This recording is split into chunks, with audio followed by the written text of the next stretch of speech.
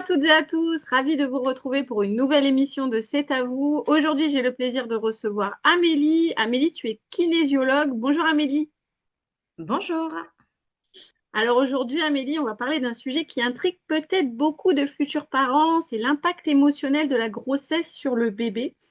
Amélie, d'après toi, comment ce que vit une maman pendant sa grossesse peut-il influencer le développement de son bébé et notamment son développement émotionnel?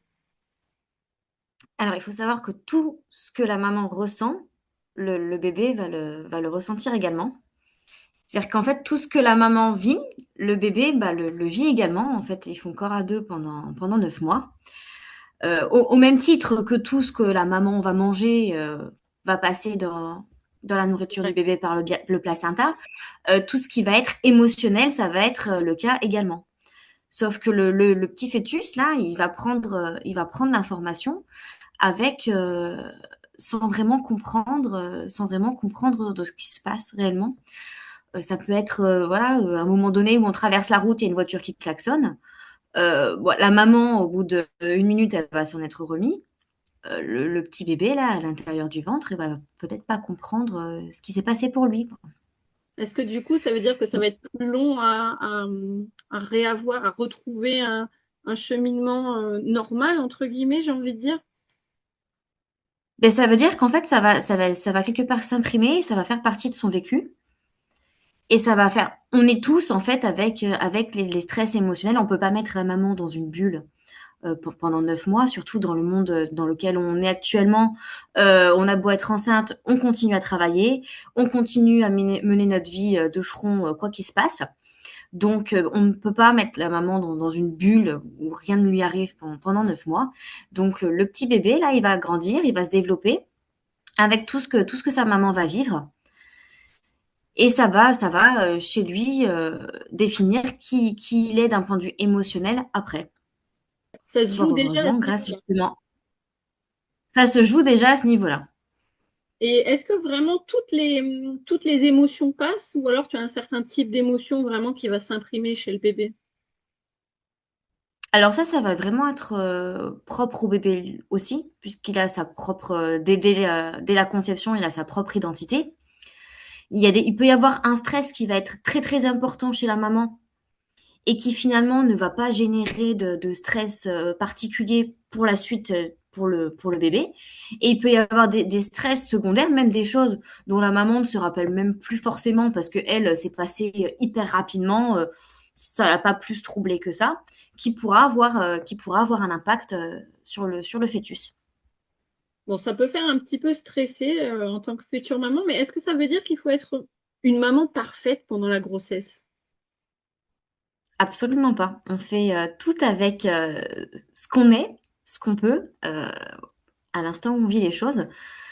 L'important, c'est d'avoir conscience, je pense, de l'impact que ça peut avoir et éventuellement, du coup, après, venir s'occuper de ça, soit pendant la grossesse, si on sait qu'on a eu un gros choc émotionnel, en amont, en se disant: «Voilà, j'ai vécu cette situation qui, moi, en tant que personne, qu'individu, m'a stressé.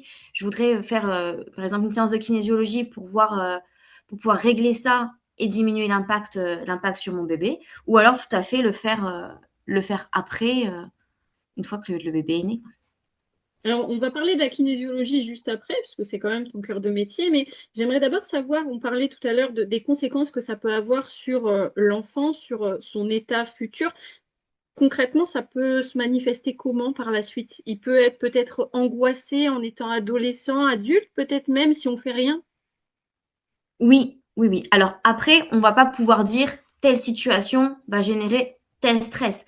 Ça reste une liste non exhaustive, ça reste des choses vraiment adaptées à chacun, mais pas un cas qui peut arriver régulièrement, c'est une maman qui va être hyper stressée des examens médicaux, par exemple.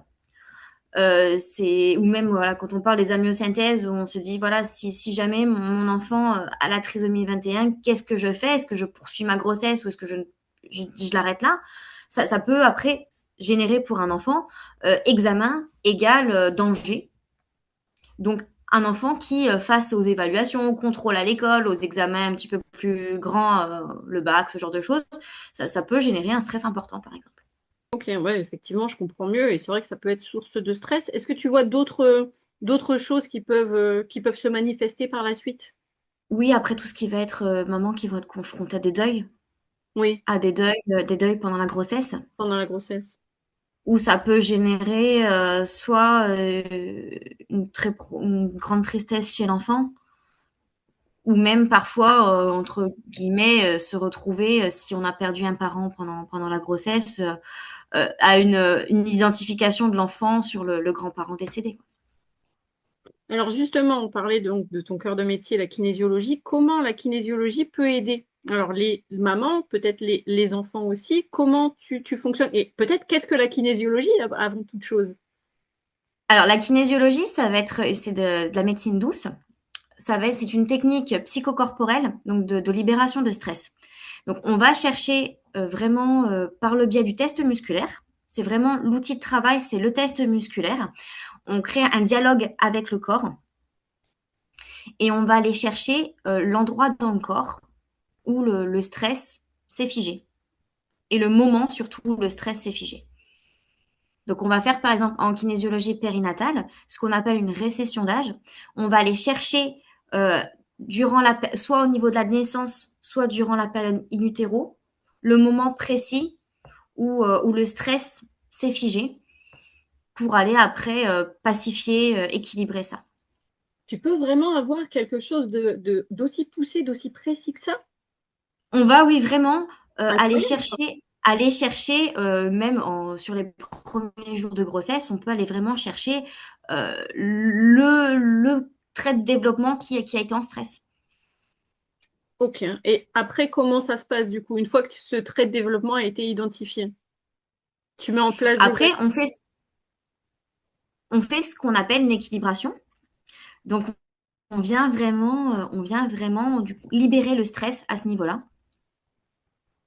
Ça peut être par le mouvement, ça peut être par des points d'acupressure, ça peut être par des visualisations, ça peut être pour ce genre de choses.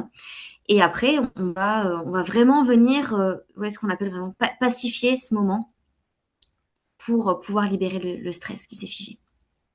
Donc là, on est dans le cas de figure d'un enfant en fait qui était dans le ventre de sa maman et que tu viens aider, un enfant ou un adulte peut-être. Je crois que tu proposes aussi un accompagnement pour les futures mamans qui sont enceintes. Oui, oui, tout à fait. Donc là, on vient vraiment sur la libération de stress que peut générer la grossesse. On peut travailler sur tout ce qui est stress au niveau de l'accouchement, parce qu'il y a énormément de mamans qui sont stressées par rapport à ça. Voilà, on peut vraiment venir ramener une présence dans le corps aussi pour mieux affronter cette épreuve, parce qu'il faut le dire, c'est quand même, que ce soit pour le maman ou pour le bébé, c'est quand même une sacrée épreuve. Ça, c'est Et clair. on peut après venir aussi et également maman et bébé, venir travailler aussi sur tout ce qui s'est joué au niveau de la naissance. Voilà, tous les Donc, stress qu'il y a pu avoir, tous les petits traumatismes, parce que ça reste quand même, même pour le bébé, quelque chose qui est une sacrée épreuve. Donc, de manière globale, si je résume ce qu'on s'est dit depuis le début, donc on va avoir un événement, la grossesse, qui est quelque chose de magnifique avec l'arrivée d'un bébé, mais qui peut aussi être source de stress, cette grossesse à proprement parler, ou d'autres événements extérieurs qui peuvent venir nous stresser pendant la grossesse. Et la kinésiologie va être là pour aider à ramener de la légèreté, à retrouver pleinement son corps, en fait, et ne plus être impacté par ces émotions-là et vraiment se déstresser, c'est bien ça? Oui, c'est ça, tout à fait. Euh, et un point important du coup que tu as dit, mais c'est important de le repréciser peut-être, c'est que on peut apaiser tout ça, même des années après, hein. Ah bien sûr, c'est des choses qu'on peut même venir travailler. Moi, je reçois beaucoup d'adultes en séance où finalement les stress qu'ils ont à l'heure actuelle proviennent d'une étape du développement dans le ventre de maman Et c'est incroyable ou parce de que la naissance. forcément on le sait pas, on s'en rend pas forcément compte. Et toi, tu viens pointer du doigt cette chose-là, ça a l'air magique en fait. Ah mais oui, je crois que tous les kinésiologues, même au bout de plusieurs années, on trouve toujours que c'est de la magie. Alors toi, justement, qu'est-ce qui t'a poussé vers cette voie-là, vers la kinésiologie? Alors, j'ai découvert la kinésiologie pour moi après, justement, après la naissance de ma fille. Et ça a été vraiment une révélation. Je me suis dit, un jour, c'est ça que je veux faire. Et, euh, et j'ai profité de la mutation de mon mari dans le sud pour, euh, pour finir la formation que j'avais commencée avant, en parallèle de mon ancien métier. C'est vraiment une chouette technique. Et j'ai retrouvé le côté humain qui me manquait dans mon ancien métier. C'est important pour toi d'avoir un côté humain dans ton activité. Ah oui, pour moi, c'était l'essentiel.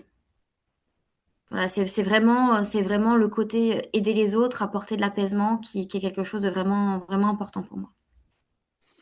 De manière un petit peu plus générale, quelles problématiques ont les personnes qui viennent te voir la plupart du temps? Alors, il y a énormément de personnes qui viennent pour du stress dans le quotidien, pour des problèmes de sommeil, pour des douleurs chroniques. Après, pour les enfants, beaucoup sur tout ce qui est difficultés scolaires, Oui. des blocages par rapport à la lecture, des blocages par rapport aux maths, des blocages pour les langues étrangères. On va avoir beaucoup aussi d'enfants qui sont très, très, très, très stressés, en hypervigilance en permanence. Après, tout ce qui est bébé, pareil, également sommeil, problème d'alimentation. Difficulté, après pour les plus petits ou même pour les un peu plus grands, à trouver sa place dans la famille, à trouver sa place à l'école, à trouver sa place même dans la société pour les adultes. Alors, on va vraiment tourner ouais, sur ces thématiques. Et également, après, tout ce qui va être... moi, je me spécialise aussi dans tout ce qui va être accompagnement de PMA. Oui, Un accompagnement émotionnel dans ces parcours ils qui sont pas peuvent être évidents, compliqués et générer beaucoup de stress. effectivement. Alors, la petite question de la fin, j'ai envie de dire, s'il y a une future maman aujourd'hui, parce que c'était le cœur de cette mise en lumière aujourd'hui, s'il y a une future Oui. maman qui regarde cette vidéo et qui peut-être culpabilise par rapport à ce qu'elle vit émotionnellement durant sa grossesse, qu'est-ce que tu voudrais lui dire? Alors déjà, je voudrais lui dire que il n'y a pas de culpabilité à avoir. Chacun gère avec ce qu'il est aussi capable de gérer à l'instant T et que rien n'est irréversible. C'est-à-dire que tous les stress qu'elle vit, on peut toujours après venir travailler dessus. Et déjà, avoir cette culpabilité, ça veut dire qu'elle prend conscience que ses émotions ont un impact sur son bébé. Et ça, c'est déjà la première étape qui va amener après à consulter. Exactement. Puis le côté réversible, c'est important aussi, c'est super rassurant. Et que chacun fait de son mieux. Ça, je pense que c'est vraiment important de le garder en tête. Merci beaucoup, Amélie. Merci à toi.